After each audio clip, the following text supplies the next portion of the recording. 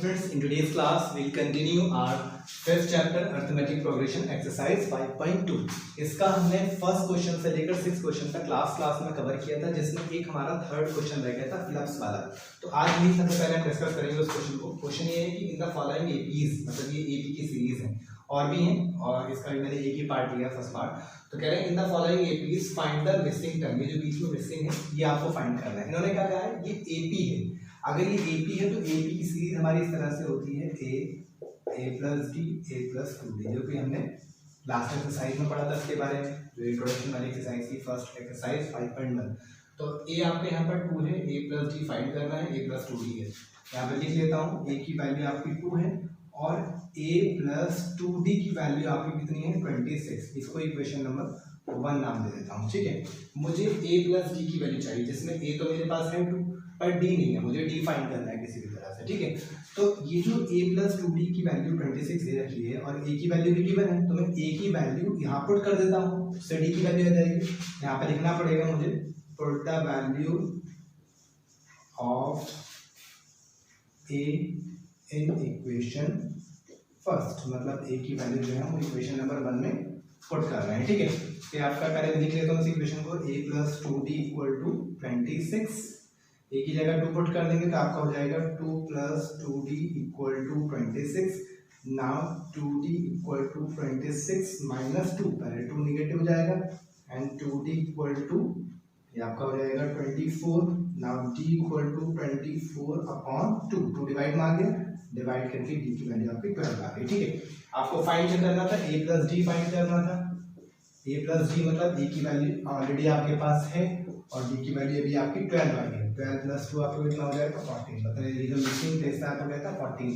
और अगर आपको चेक करना है कि क्या हमारी d की वैल्यू सही आई है या नहीं आई है, तो आप डिफरेंसेस चेक कर लीजिए, क्योंकि जितने भी एपी के डिफरेंसेस होते हैं वो इक्वल होते हैं। मतलब 14 माइनस 2 कितना होगा 12 होगा, और 26 माइनस 14 करेंगे तो फिर 12 भी आएगा। तो इसका मतलब ये 100% हमारी वैल्यू जो है a प्लस डी की वैल्यू बिल्कुल सही है। देखिए सेकंड पार्ट है, थर्ड का सेकंड पार्ट, यहाँ पर फर्स्ट मिसिंग है, सेकंड गिवन है, थर्ड मिसिंग है, फोर्थ गिवन है। मतलब a plus D a plus 2d and a plus 3d given जो है वो हमारे पास a प्लस डी की वैल्यू गिवन है, a plus D equal to 13, और एक जो है हमारा दिया हुआ है a plus 3d equal to 3। इसको इक्वेशन नंबर 1 नाम देते हैं, या आपकी इक्वेशन नंबर 2। ठीक है, देखिए अब ऐसा भी कुछ नहीं है कि a या d किसी एक की सेपरेट वैल्यू दे रखी है तो हम दूसरी इक्वेशन में पुट भी कर दें। यहाँ पर तो a प्लस डी का सम दे रखा है, तो ऐसी कंडीशन में हम क्या करते हैं, दोनों इक्वेशन को सबट्रैक्ट कर देते हैं, इक्वेशन 1 और इक्वेशन 2 को सबट्रैक्ट कर देंगे। उसके लिए हम क्या करेंगे, देखिए समझ लीजिए, यहाँ पर जो नीचे वाली इक्वेशन होगी उसके साइन अपोजिट हो जाते हैं, क्योंकि सबट्रैक्ट करने में क्या करते हैं हम, एक इक्वेशन रखेंगे दूसरी रखेंगे तो ब्रैकेट में क्या होते हैं, साइन चेंज हो जाते हैं, नहीं हो जाते अगली वाली टर्म के। तो यहाँ पर भी यही होगा, जो प्लस का साइन है वो माइनस हो जाएगा और जो माइनस होगा वो प्लस हो जाएगा। खैर यहाँ पर सभी पॉजिटिव थे, सिर्फ नीचे वाली टर्म के साइन चेंज होंगे, इसको ध्यान में रखना है। अगर ये प्लस है तो माइनस हो जाएगा, यहाँ भी प्लस है यहाँ भी माइनस हो जाएगा, यहाँ भी प्लस है यहाँ भी माइनस हो जाएगा। जहाँ कोई साइन नहीं होता तो वहाँ पॉजिटिव ही होता है। अब क्या होगा, देखिए ये प्लस का a है और ये माइनस का a है, साइन चेंज हो गया, इस साइन को नहीं देखना है आपको, इस साइन को देखना है। और ये प्लस का d है, ये माइनस का 3d है, तो माइनस प्लस क्या होगा माइनस होगा। तो 3 में से यहाँ एक d है, ये 1d है जिसको हम 1 को शो नहीं करते हैं, तो 3d में से 1d जाएगा तो आपका कितना बचेगा 2d बचेगा, वो भी नेगेटिव, क्योंकि माइनस की टर्म यहाँ पर बड़ी है। इस साइन को नहीं देखना है, बार बार रिपीट कर रहा हूँ, इस साइन को आपको देखना है। ये माइनस का 3d है और ये प्लस का d है, तो माइनस प्लस माइनस होगा, साइन भी नेगेटिव से आएगा, तो नेगेटिव टर्म ग्रेटर है। ऐसे यहाँ पर 13 में से 3 माइनस करेंगे तो आपका 10 बचेगा। ठीक है, अब क्या होगा, d इक्वल टू 10 के नीचे 2 डिवाइड में आ जाएगा विद साइन। देखिए ऐसा नहीं है कि अगर ये माइनस का वैसे होता है इस तरह से लगा होता -2 प्लस डी, तो ये माइनस वाली टर्म हो जाकर प्लस हो जाती है, लेकिन यहाँ पर ये मल्टीप्लाई की फॉर्म में है, तो अगर मल्टीप्लाई से डिवाइड में आती है तो विद साइन आती है। अगर ये माइनस की होगी तो अपने साइन के साथ नीचे डिवाइड में आती है। ठीक है, तो 2 को 10 से डिवाइड करेंगे तो -5। अब आपके पास g की वैल्यू कितनी गिवन है, -5 गिवन है। अब आपको a की वैल्यू और चाहिए, तो अब जो d की वैल्यू आपकी आई है -5, वो आप इक्वेशन नंबर 1 में या इक्वेशन नंबर 2 किसी में पुट कर लीजिए, a की वैल्यू आ जाएगी। चाहे आप 1 में पुट करेंगे चाहे आप 2 में पुट करेंगे, वैल्यू वही आएगी सेम में। ठीक है, चलिए एक काम करते हैं, d की वैल्यू इक्वेशन नंबर 1 में पुट कर देते हैं। पुट द वैल्यू ऑफ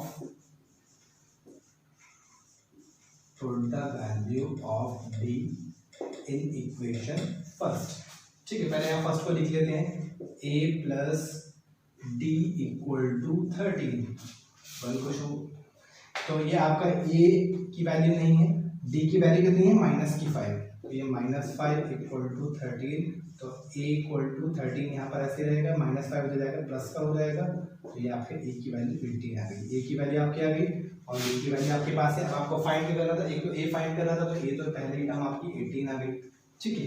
अब आपको एक a प्लस 2d फाइंड करना था, तो a प्लस 2d की वैल्यू निकाल लीजिए, ये आपका है 18 प्लस 2 इंटू डी क्या है आपका -5, तो बोर्ड मास के अकॉर्डिंग पहले आप ये प्लस नहीं कर सकते, इनको पहले मल्टीप्लाई करेंगे, 2 5 से 10 प्लस माइनस का 10, तो 18 में से 10 माइनस करेंगे तो कितना बचेगा आपका 8 बचेगा, तो आपका 8 हो जाएगा। अब अपना आंसर चेक कर सकते हैं आप, 13 माइनस 18 करेंगे तो भी माइनस का 5 आएगा, 8 माइनस 13 करेंगे तो भी माइनस का 5 आएगा, 3 माइनस 8 करेंगे तो भी आपका माइनस का 5 ही आएगा, ठीक है। इसके बाद जो है हम नेक्स्ट क्वेश्चन पे आते हैं, ओके जी। देखिए 7th क्वेश्चन है, यहाँ पर कह रहे हैं find the 31st term of an AP whose 11th term is 38 and 16th term is 73।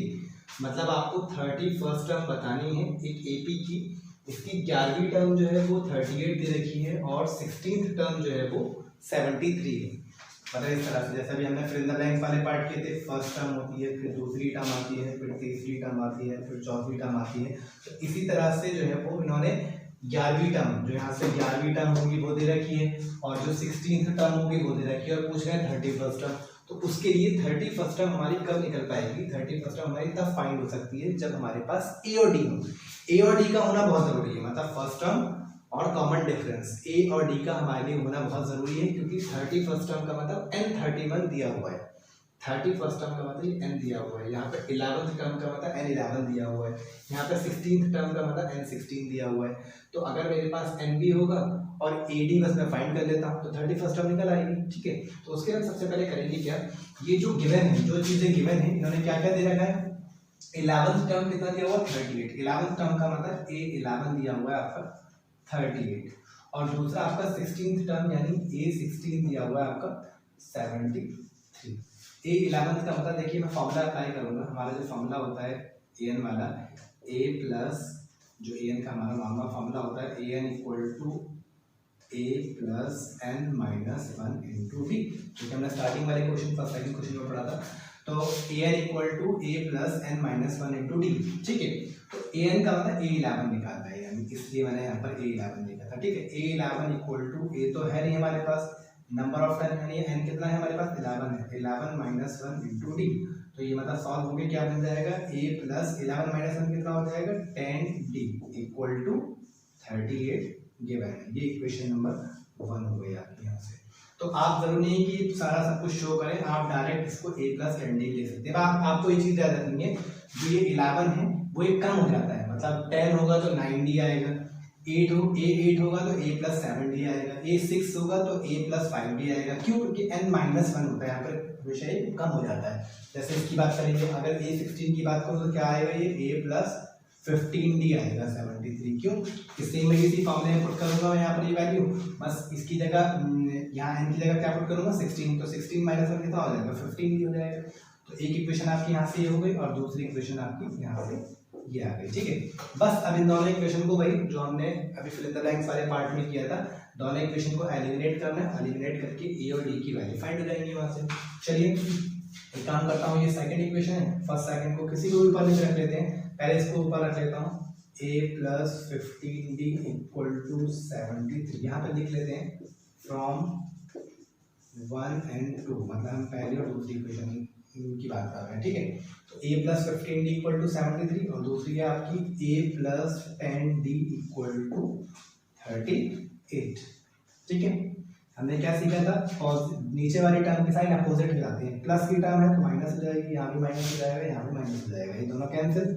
15 में से 10 माइनस करेंगे तो आपका 5d आएगा पर पॉजिटिव, क्योंकि यहाँ पर प्लस की टर्म इस बार ग्रेटर है, माइनस की टर्म स्मॉलर है, ठीक है। इसमें इसको माइनस करेंगे, 13 में से 8 माइनस करेंगे तो आपका 5 आ जाएगा, यहाँ एक कम हो जाएगा, 6 में से 3 जाएगा तो आपका 3 आएगा पॉजिटिव, क्योंकि यहाँ भी पॉजिटिव टर्म ग्रेटर है। Now d equal to 35/5 divide में आएगा, डिवाइड करेंगे तो 5 7 35, ये आपकी d की वैल्यू आ गई। अब जो डी की वैल्यू आई है वो चाहे आप इक्वेशन नंबर 1 में पुट कीजिए या इक्वेशन नंबर 2 में, आपकी ए की वैल्यू फाइंड हो जाएगी। चलिए इक्वेशन नंबर 1 में पुट कर लेते हैं। Put the value of D in equation first को लिख लेते हैं पहले यहाँ पर a plus 10d equal to 38। a plus 10d मतलब a की वैल्यू आपकी आ चुकी है, सॉरी a की वैल्यू हम फाइंड कर रहे हैं, प्लस 10 इंटू डी की वैल्यू हमने फाइंड कर चुके हैं 7 equal to 38। Now a plus 10 7 आपका 70 हो जाएगा इक्वल टू 38। उसके बाद a ऊपर रहेगा 38 के पास जाकर आपका 70 माइनस हो जाएगा, तो a इक्वल टू आपका आ जाएगा 32 नेगेटिव। 10 माइनस 8 आपका 2 हो जाएगा, यहाँ एक कम हो जाएगा, 6 में 3 जाएगा, 3 माइनस का, क्योंकि माइनस की टर्म यहाँ पर ग्रेटर है। हमने क्या किया, जो डी की वैल्यू आई थी वो हमने इक्वेशन नंबर 1 में पुट कर दी है, तो ए की वैल्यू आपकी -32 आ गई। अब आपके पास डी भी है और ए भी है, आपको फाइंड करना था, मेन चीज जो आपको फाइंड करनी थी, इन्होंने यहाँ पे कहा था फाइंड द 31st टर्म।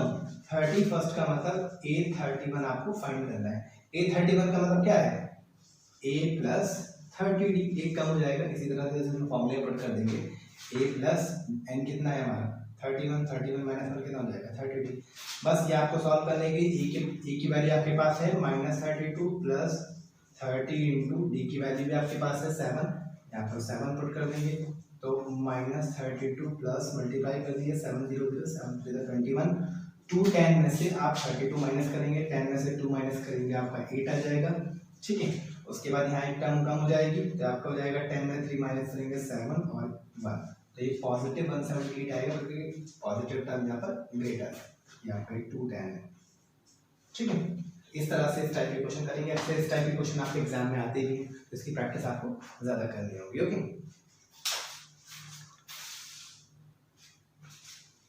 जी देखिए 8 क्वेश्चन है, यहाँ पे कह रहे हैं AP consist of 50 terms of which third term is 12 and the last term is 106। Last term का मतलब क्या, कौन सी टर्म, 50 टर्म। हमने यहाँ पे बोला ना एक एपी में टोटल 50 टर्म है, जिसकी तीसरी टर्म तो ये है, और लास्ट टर्म कौन सी होगी, लास्ट टर्म 50वीं टर्म होगी ना, मतलब 50th टर्म इज 106। तो यहाँ से हम और पूछ रहे हैं फाइंड द 29th टर्म, बिल्कुल लास्ट क्वेश्चन की तरह है, बस यहाँ पर क्वेश्चन आप आंसर आप लोग उससे करेंगे, सिर्फ मैं आपको इक्वेशन बना के दिखा रहा हूँ, इक्वेशन कैसे बनेगी आपकी, ठीक है। Which third term is 12, third term का मतलब a3 आपका कितना दिया हुआ 12, a3 का मतलब a प्लस 2d, ये आपकी इक्वेशन नंबर 1 होगी। तो ये कम हो जाता है इस फॉर्मूले में रखकर an equal to a plus n minus 1 into D, यही रहता है कि a की वैल्यू आपके पास है नहीं, n आपका कितना है 3 माइनस n कितना हो जाएगा 2d हो जाएगा, तो इसी का यूज करके हम यहाँ पे जो है वो इक्वेशन बनाते हैं। तो इक्वेशन नंबर 1 हो गई आपकी। इसी तरह इक्वेशन नंबर 2, लास्ट टर्म मतलब 50th टर्म, यानी a50 आपका दिया हुआ है 106, ठीक है। तो a50 का मतलब a plus 49d equal to 106, ये आपकी दूसरी इक्वेशन यहाँ से डिजाइन हो गई। ओके, तो दोनों इक्वेशन आपके पास है, पहले आप दोनों को एलिमिनेट करेंगे, ए और डी की वैल्यू फाइंड करेंगे, जैसे हमने लास्ट क्वेश्चन में किया था, जब ए और डी की वैल्यू आ जाएगी तो आपसे पूछा फाइंड द 29th टर्म, 29 मतलब 829 आपको फाइंड करना है, 829 का मतलब a प्लस 28d, जो ए और डी की वैल्यू आएगी यहाँ पुट कर देना, सॉल्व हो जाएगा। ओके, ये आप लोग कंप्लीट करना है इस क्वेश्चन को। ओके, हम लोग नेक्स्ट क्वेश्चन, जी देखिए 9th क्वेश्चन है, इसमें आप क्या करें, if the third term and 9th term of an AP are 4 and -8 respectively which term of this AP is 0, मतलब एक एपी है उसकी थर्ड टर्म है 4 और 9th टर्म है -8। पहले तो यहाँ से इन दोनों इक्वेशन को बनाएंगे, थर्ड टर्म का मतलब a3 आपका है, थर्ड टर्म है 4, a3 का मतलब ये क्या हो जाएगा a प्लस 2d हो जाएगा फॉर्मूले के अकॉर्डिंग, वो फॉर्मूले एन वाले फॉर्मूले में अप्लाई करेंगे, ये आपकी इक्वेशन नंबर 1 हो गई, ठीक है। दूसरी इक्वेशन की बात करूँ तो ये आपकी दूसरी इक्वेशन बनी कि उन्होंने कहा है कि 9th टर्म जो है वो -8 है, 9th टर्म मतलब a9 आपका हो जाएगा -8, सॉल्व करने के बाद ये बन जाएगा a plus 8d equal to -8, ये आपकी इक्वेशन नंबर 2 है, ठीक है। अब यहाँ से हमारी इक्वेशन नंबर 1 इक्वेशन नंबर 2 आ गई, दोनों इक्वेशन को एलिमिनेट करके हम a और d फाइंड करेंगे, ठीक है। तो फ्रॉम 1 and 2, पहली और दूसरी इक्वेशन की बात करेंगे हम यहाँ पर, तो इसको ऊपर रख लेता हूँ a plus 2d equal to 4 और ये आपका है a plus 8d equal to minus का 8। तो यहाँ पर जो पॉजिटिव होगा वो नेगेटिव, पॉजिटिव नेगेटिव, यहाँ पर ये नेगेटिव है तो इसलिए पॉजिटिव हो जाएगा, ठीक है। ये दोनों कैंसिल, 2 में से 8 माइनस करेंगे तो 6 बचेगा, लेकिन माइनस का, क्योंकि माइनस की टर्म यहाँ पर ग्रेटर है। 2 में से 8 जाएगा तो 6 बचेगा, लेकिन नेगेटिव, क्योंकि माइनस की टर्म ग्रेटर है माइनस का। और 4 प्लस 8 आपका 12 हो जाएगा, क्योंकि यहाँ पर ये भी प्लस है वो भी प्लस है। d equal to 12 upon divide में आएगा माइनस के साथ अपने, तो डिवाइड करेंगे तो 6 2 12 d इक्वल टू -2 आ गया। जो d की वैल्यू आएगी या तो आप इक्वेशन नंबर 1 में पुट कर लीजिए, इक्वेशन नंबर 2 में पुट कर लीजिए, आपकी मर्जी है। चलिए इक्वेशन नंबर 2 में पुट कर देते हैं, तो आपका यहाँ पर हो जाएगा a प्लस 8 इंटू, इसमें पुट कर रहा हूँ 8 की वैल्यू, सॉरी d की वैल्यू -2 है, equal to -8। Now a plus minus जी, तो ये प्लस माइनस माइनस का 8 2 16 equal to -8 and a equal to -8 plus 16। तो a इक्वल टू 16 में से 8 माइनस करेंगे तो आपका पॉजिटिव 8 आएगा, क्योंकि पॉजिटिव टर्म यहाँ पर ग्रेटर है। जो d की वैल्यू आई थी वो हमने इक्वेशन नंबर 2 में पुट कर दी है, तो a की वैल्यू भी हमारे पास आ गई। अब इन्होंने यहाँ पर ये कहा है विच term of this AP is 0, मतलब कौन सी टर्म जो होगी वो 0 आएगी। मतलब इसमें तीसरी टर्म 4 है और 9th टर्म जो है माइनस का 8 है, तो इसका मतलब सीरीज जो होगी वो असेंडिंग या डिसेंडिंग में आ रही है। मतलब आपको सोचिए तीसरी टर्म जो थी वो 4 है और 9th टर्म जो है वो माइनस का 8 है, इसका मतलब सीरीज जो है डिसेंडिंग ऑर्डर में आ रही है, डिसेंड हो रही है, मतलब पॉजिटिव से नेगेटिव की तरफ आ रही है। तो उसके बीच में 4 के और -8 के बीच में कहीं 0 भी आ रहा होगा, तो जो 0 आ रहा है वो कौन सी टर्म है। तो उसके लिए हमें क्या करना है, अपना फॉर्मूला अप्लाई करना है, an equal to a plus n minus 1 into D. an की जगह हम क्या पुट करेंगे, 0 पुट करेंगे, मतलब ये हमें ये चेक करना है 0 कौन सी टर्म है, टर्म मतलब n फाइंड करना है आपको, ठीक है। और a की वैल्यू आपकी ऑलरेडी आ चुकी है 8 प्लस n आपको फाइंड करना है, और d आपका जो है वो -2 है, ठीक है। d आपकी -2 है, तो 0 के पास जाकर पहले 8 माइनस हो जाएगा, तो ये तो माइनस का 8 हो जाएगा, 0 की तो कोई वैल्यू नहीं है। उसके बाद वहाँ पर क्या बचा आपका n प्लस 1 इंटू -2, -8 यहीं पर रहेगा, -2 नीचे डिवाइड में ले आते हैं, वहाँ से नीचे डिवाइड में आ जाएगा। वहाँ क्या बचा n प्लस 1, माइनस से माइनस कैंसिल, 2 4 8 और n प्लस 1, 4 के पास आकर 1 आपका माइनस हो जाएगा, तो n इक्वल टू आपका हो जाएगा 4 माइनस 1 कितना हो जाएगा 3, मतलब वो तीसरी टर्म थी। फिर से मैं रिपीट कर रहा हूँ क्वेश्चन को एक बार। थर्ड टर्म 4 है, 9 टर्म -8 है, तो ये तो हमने दो इक्वेशन बनाई, दोनों इक्वेशन को एलिमिनेट किया, a और d की वैल्यू आपकी फाइंड हो गई। इन्होंने कहा कि विच टर्म, मतलब n पूछ रहा है, टर्म का मतलब n पूछ रहा है, विच term of this AP is 0, कौन सी टर्म जो होगी वो 0 होगी। तो हमने an वाला फॉर्मूला रख के an की जगह 0 पुट किया, a वैल्यू आ चुकी है हमारी, d की वैल्यू फाइंड हो चुकी है -2, n आपको फाइंड करना है। पहले 0 के पास जाकर -8 माइनस का हो गया, -2 पे डिवाइड में आ गया, कैंसिल होकर 4 आया, ये प्लस का 1 है तो आगे आकर माइनस का हो जाएगा, तो n इक्वल टू इस तरह से आपका 3 आ जाएगा। यही आपका जो है वो आंसर है इसका। Okay, come to the next question. ठीक है, इस क्वेश्चन में यहाँ पर कह रहे हैं the 70th term of an AP exceeds its 10 term by 7, find the common difference. मतलब कॉमन डिफरेंस में सिर्फ d पूछ रहे हैं। इन्होंने कहा है जो 17वीं टर्म है वो 10वीं टर्म से 7 ज्यादा है, एक्सीड्स मतलब होता है बढ़े होना या ज्यादा होना, ठीक है। मतलब यहाँ पे सम या डिफरेंस तो कुछ दिया नहीं है, कहने का मतलब ये कि 17वीं टर्म यानी 70th टर्म जो है वो 10th टर्म से 7 ज्यादा है, इस तरह से बनेगी इक्वेशन। 70th टर्म जो है वो 10th टर्म से 7 ज्यादा है। मैंने क्या किया, एक तरफ रखी 70th टर्म, दूसरी तरफ रखी 10th टर्म। अब अगर ये कह रहा है 17वीं टर्म 7 ज्यादा है, तो अगर मैं 17वीं टर्म में 7 और प्लस कर देता तो इक्वेशन जो है इक्वेट नहीं हो पाती, बैलेंसिंग नहीं हो पाती। तो उसके लिए हम करते क्या है, हमेशा जो कम होता है उसमें प्लस करते हैं। उन्होंने कहा ना कि 17वीं टर्म 10वीं टर्म से 7 ज्यादा है, तो हमने क्या किया, 10वीं टर्म में 7 प्लस कर दिया, तो दोनों इक्वेशन क्या हो गई, दोनों इक्वेशन अब बराबर हो गए। तो हमें इक्वेशन को इक्वल करने के लिए हमने 10वीं टर्म में 7 प्लस कर दिया। 17वीं टर्म 10वीं टर्म से 7 ज्यादा है, ठीक है। तो अभी 17वीं टर्म सॉल्व करेंगे तो क्या हो जाएगा, a प्लस 16d, और ये 10 टर्म क्या हो जाएगा, a प्लस 9d, ठीक है। प्लस 7 तो आपका है ही साथ में, a से a कैंसिल हो जाएगा क्योंकि साइन सेम साइन है। 16d के पास आकर आपका ये 9d माइनस हो जाएगा, तो उधर क्या बचेगा आपका 7। 16 में से 9 माइनस करेंगे तो आपका 7d बचेगा, 7d equal to 7 now D equal to 7 के नीचे 7 डिवाइड में आ जाएगा, तो डिवाइड करके आपका आंसर कितना आ जाएगा 1। तो यही डी की वैल्यू आपकी है, डी इक्वल टू 1 रहेगा। ओके, यही मैंने पूछा था common difference. Okay, come to the next question. जी देखिए क्वेश्चन है next question, how many 3 digit numbers are divisible by 7, मतलब 3 डिजिट के ऐसे कितने नंबर हैं जो 7 के टेबल में आते हैं। ठीक है, तो अब हम क्या करेंगे, देखिए 3 डिजिट के नंबर जो स्टार्ट होते हैं वो कहाँ से होते हैं, 100 से स्टार्ट होते हैं। 3 डिजिट के नंबर जो स्टार्ट होते हैं वो आपके 100 से स्टार्ट होते हैं, और एंड कहाँ होते हैं आपके वो नंबर 999। 7 से तो डिविजिबल होने ही चाहिए, लेकिन कितने डिजिट के नंबर होते हैं, 3 डिजिट नंबर होना चाहिए जिसमें 3 डिजिट आते हैं। तो 3 डिजिट के नंबर ही 100 से स्टार्ट होते हैं और 999 पर खत्म हो जाते हैं। अब इसके बीच में हमें ये ढूंढने हैं कि 100 से लेकर 999 के बीच में ऐसे कितने नंबर हैं जो 7 के टेबल में आते हैं। उसके लिए हम सारे तो बैठकर काउंट करेंगे नहीं कि कितने नंबर आते हैं, तो उसके लिए आसान तरीका ये है, जो हम फॉर्मूला पढ़ रहे हैं हम एपी का यूज करेंगे उसमें। तो हम सबसे पहले बस ये चेक कर लेते हैं कि सबसे पहला नंबर कौन सा है, दूसरा कौन सा है, तो उससे आपका ए आ जाएगा, कॉमन डिफरेंस निकल आएगा, और फिर ये देखेंगे कि लास्ट नंबर कौन सा है जो 7 के टेबल में आता है। ठीक है, सबसे पहले स्टार्ट करें हम 100 से।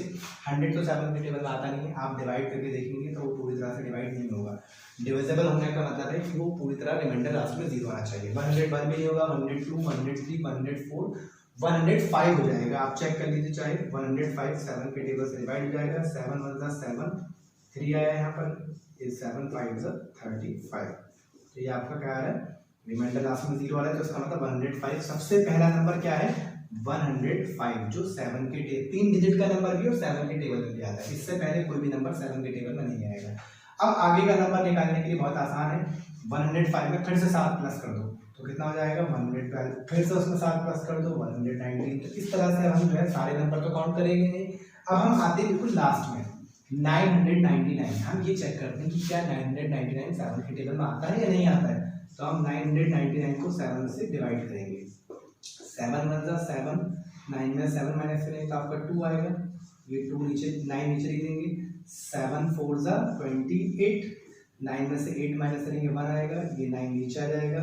7 2 जा 14, 9 में से 4 माइनस करेंगे तो 5, मतलब ये डिविजिबल नहीं होगा क्योंकि रिमाइंडर बच गया। तो उसका आसान तरीका ये है कि जो 999 है इसमें से रिमाइंडर माइनस कर दो, मतलब जो बच गया ना आपका 999 तो हो नहीं पा रहा 7 के टेबल से डिविजिबल, तो जो रिमाइंडर बचा वो माइनस कर दीजिए। 999 में से आप 5 माइनस करेंगे तो आपका कितना बचेगा 994।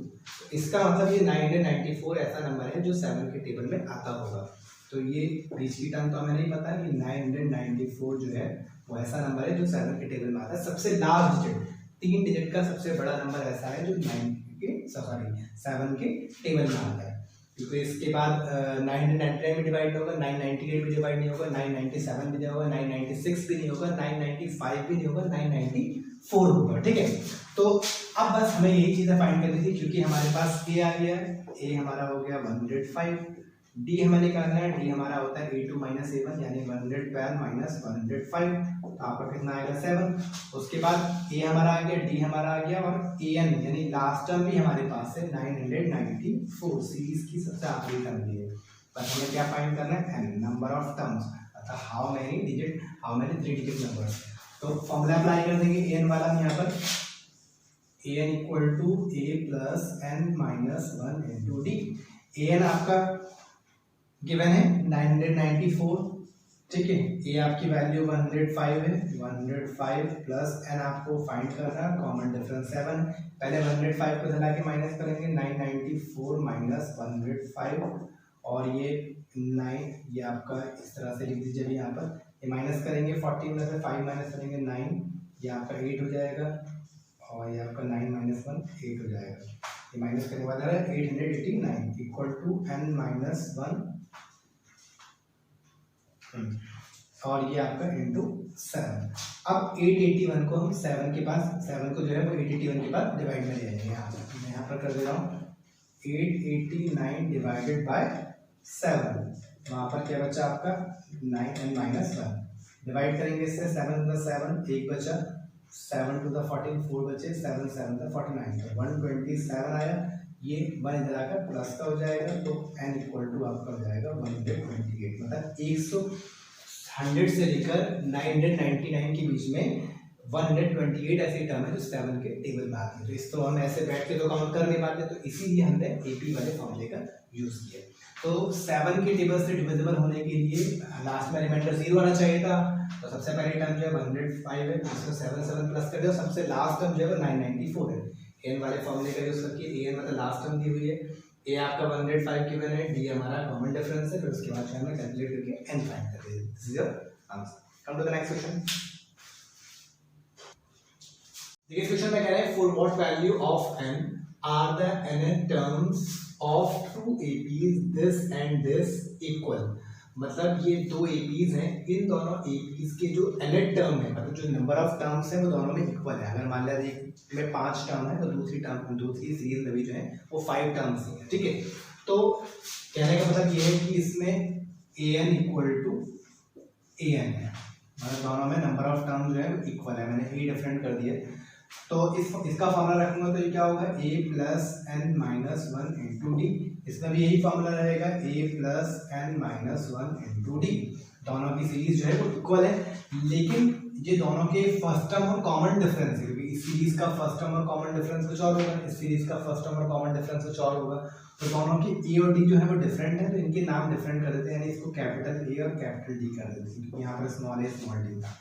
चलिए हम पहले इस सीरीज की बात करते हैं, पहली वाली सीरीज की। इसकी फर्स्ट टर्म जो है वो आपकी कितनी है 63, और कॉमन डिफरेंस जो है वो आपका डी जो है वो कितना है 65 माइनस 63 यानी 2, ठीक है।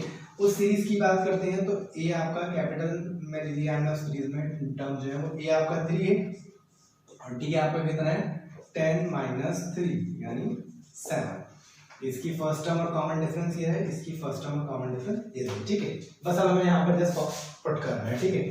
ये आपका यहाँ पर 63 प्लस एन हमें फाइंड करना है, डी आपका 2 है इक्वल टू इसका ए आपका 3 है, 3 प्लस एन यही रहेगा, तो दोनों के एन इक्वल है, नंबर ऑफ टर्म्स जो है वो इक्वल है दोनों की, और कॉमन डिफरेंस इसका कितना है 7, ठीक है। अब हम क्या करेंगे 63 प्लस इस 2 की मल्टीप्लाई डिस्ट्रीब्यूटिव प्रॉपर्टी से अलग अलग करनी होगी, यानी 2 की n से मल्टीप्लाई करेंगे 2n और 2 की 1 से मल्टीप्लाई करेंगे 2। यहाँ पर भी 3 प्लस 7 की दोनों मल्टीप्लाई करनी पड़ेगी अलग अलग, ये हो जाएगा 7n माइनस 7 मतलब 7, ठीक है। ये 2n आपका ऐसे लिखा जाएगा एज इट इज, 63 में से 2 माइनस करेंगे तो आपका कितना हो जाएगा 61, लेकिन प्लस करेंगे तो प्लस की टर्म यहाँ पर जो है वो ग्रेटर है, ठीक है। यहाँ पर ये होगा 7n ऐसे लिख देंगे, 7 में से 3 जाएगा तो 4 बचेगा, पर माइनस है क्योंकि माइनस की टर्म यहाँ पर ग्रेटर है, ठीक है। अब एक काम करते हैं, ये 2n जो है यहाँ पर एज इट इज ऐसे रहेगा, ये 7 इधर आकर माइनस हो जाएगा, माइनस का 7n, 4 माइनस का 4 अपने प्लेस पर ऐसे ही रहेगा, ये 63 इधर जाकर माइनस का 61 हो जाएगा, n इक्वल टू माइनस का 61। 2n में से 7n माइनस करेंगे तो माइनस का 5n, और जब दोनों माइनस के होंगे तो प्लस हो जाएंगे, पर साइन माइनस का रहेगा 65 हो जाएगा, इससे ही कैंसिल हो गया, तो n equal to 65 upon 5 divide में आ जाएगा, डिवाइड करेंगे तो 5 × 5 5 3 15 आपका 13 आ जाएगा। बस हमने कुछ नहीं किया, दोनों एपीज इन्होंने कहा था कि दोनों एपीज इक्वल है, दोनों के n टर्म जो है वो इक्वल है, तो an इक्वल टू an रखा, इसमें फॉर्मूला रखा a plus n minus 1 to d, a plus n minus 1 to d, क्योंकि दोनों की a और d डिफरेंट है तो इसलिए मैंने कैपिटल स्मॉल में ले लिया था। बस यहाँ से जो है नंबर ऑफ टर्म्स हमसे पूछी तो n इक्वल टू 13 आएगा, this is your answer, okay. देखिए बहुत इंपॉर्टेंट क्वेश्चन है, इसमें कह रहे हैं find the 20th term from the last term of the AP this. मतलब इस सीरीज की हमें 20वीं टर्म बतानी है फ्रॉम द लास्ट टर्म, पीछे से बतानी है। यहाँ से इन्होंने कहा है फ्रॉम द लास्ट टर्म, जिसमें n मेरा क्या हुआ 20, n इक्वल टू 20 है, और a यहाँ पर जो है वो मेरा 253 है, क्योंकि इन्होंने क्या बोला है फ्रॉम द लास्ट टर्म, आपको पीछे से देखना है, मतलब यहाँ से आपको फर्स्ट टर्म नहीं देखनी है, लास्ट से देखनी है आपको, तो a यहाँ पर कितना हो जाएगा 253। अब देखिए d किस तरह से फाइंड होगा। अब यहाँ पर तो कोई टर्म है नहीं कि मैं इसको माइनस करके निकालूं, जब हम सीधा निकालते हैं, मतलब जब इधर साइड से d निकालते हैं तो हम क्या करते हैं 8 माइनस 7 करते हैं, यानी नेक्स्ट क्लास में से प्रीसीडिंग क्लास माइनस करते हैं, 8 माइनस 3 करते हैं तो आपका 5 आ जाएगा। लेकिन इस बार उल्टा करना है, इस बार a1 माइनस a2 करना है, क्योंकि आप क्या बात कर रहे हैं, फ्रॉम द लास्ट टर्म, पीछे से नहीं निकाल, पीछे से जो है आप इसका वो टर्म निकाल रहे हैं, ठीक है। उन्होंने क्या बोला है, फ्रॉम द लास्ट टर्म। तो अगर ये सीधा निकालते हैं हम तो d किस तरह से निकालते हैं, a2 माइनस a1 यानी 8 माइनस 3 कर दे।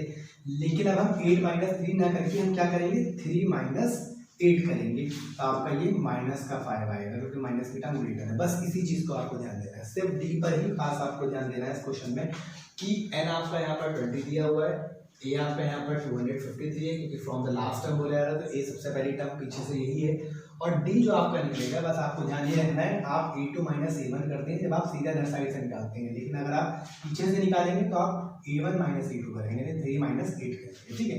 अब बस वही नॉर्मल तरीके से क्वेश्चन में जैसा आप करते हैं, an equal to a plus n minus 1 into D, ठीक है। an आपको फाइंड करना है, an का मतलब a20 आपको फाइंड करना है, a आपका दिया हुआ है 253 प्लस n मतलब 20 आपका गिवन है, और d आपका कितना दिया हुआ है, माइनस का 5, ठीक है। अब क्या करेंगे हम, 253 आपका ऐसे रहेगा, किसको लाके माइनस को कर सकते हैं, गिवन नहीं है, ये तो हमें निकालना है, a20 हमें फाइंड करना है, तो प्लस 20 माइनस 1 कितना हो जाएगा, 19 इंटू माइनस का 5। बोर्ड मास के अकॉर्डिंग हम पहले इन दोनों को प्लस नहीं कर सकते, इन दोनों को मल्टीप्लाई करोगे पहले, ठीक है। 253 और ये 19 5 95 हो जाएगा, माइनस का 95, 19 5 95 हो जाएगा माइनस का, ठीक है। तो प्लस माइनस माइनस का हो गया, इसको इसमें से माइनस कर देंगे, 13 में से 5 माइनस करेंगे तो आपका 8 हो जाएगा, यहाँ से आपका 4, 14 में से 9 माइनस करेंगे तो आपका 5, और ये टर्म होगी 158, यानी वो कौन सी टर्म होगी, 158 टर्म होगी, 20वीं टर्म जो होगी अगर हम पीछे से देखेंगे, ठीक है।